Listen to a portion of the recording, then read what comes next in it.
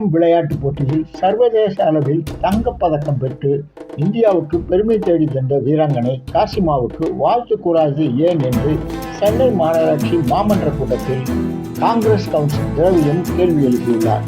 தமிழகத்தை சேர்ந்த விளையாட்டு வீராங்கனை என்பதால் காசிமாவுக்கு வாழ்த்து கூறாமல் மௌனம் சாதிக்கிறார் பிரதமர் மோடி என்று அவர் குற்றம் சாட்டியுள்ளார்.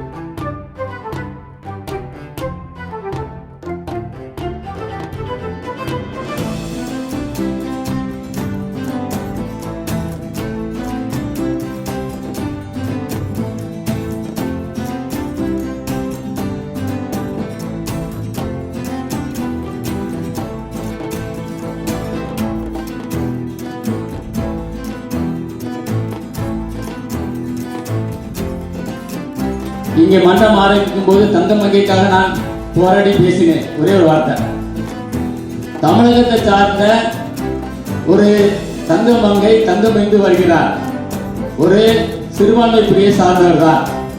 ஆனால் இங்கு பேசிய மாமன்ற உறுப்பினர் குறிப்பிட்டு